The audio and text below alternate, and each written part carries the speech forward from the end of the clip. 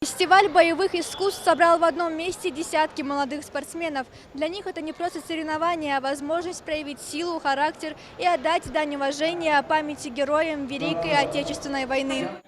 В первой колонии идет федерация «Шот-Санлат» – национальное ингушское боевое искусство. Фестиваль проходит под эгидой Российского союза боевых искусств и Министерства по физической культуре и спорту Ингушетии. Участники соревнуются в различных дисциплинах, таких как кикбоксинг, боевое самбо, всестилевое карате и национальное боевое искусство «Шот-Санлат».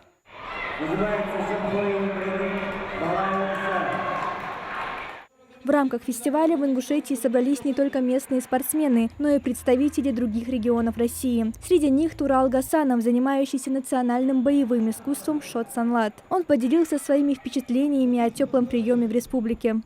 Приняла Ингушетия нормально, вообще тут добрые ребята на самом деле тут принимают, с улыбкой, можно так сказать, с позитивом. Мы покушали там. Короче, добрый народ тут, я бы тут пожил бы на самом деле.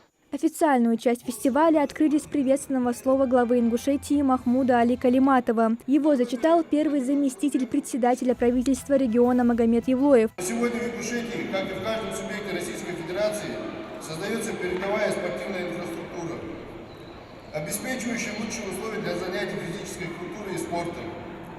От души желаю организаторам, участникам прекрасного спортивного мероприятия и их тренерам больших достижений, ярких побед, совершенствования своих знаний и навыков.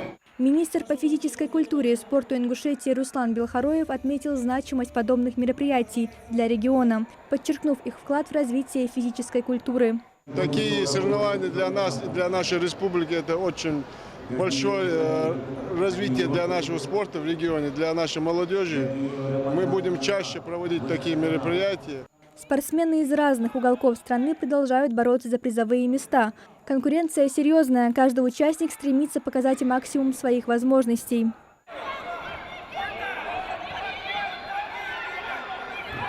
Я сделал 2 боя. В первом бою со мной был ингуш, второй чеченец, третий, тоже ингуш. Я его выиграл с помощью борьбы и стойки. На фестивале присутствуют представители других регионов, в том числе руководители крупных спортивных организаций. Гости отмечают высокий уровень организации соревнований и значительное внимание, которое власти Ингушетии уделяют развитию боевых искусств. Соревнования проходят на высшем уровне. Я многих спортсменов сам знаю, видел их на разных первенствах, на чемпионат мира я их вижу. Поэтому я думаю, что через пару лет здесь будет фестиваль, но с участием многих стран мира. Я в этом уверен, потому что очень хорошо все проводится, очень хорошо гостей встречают, провожают, призы хорошие. И самое главное, есть у правительства Республики Ингушетия желание развивать спорт.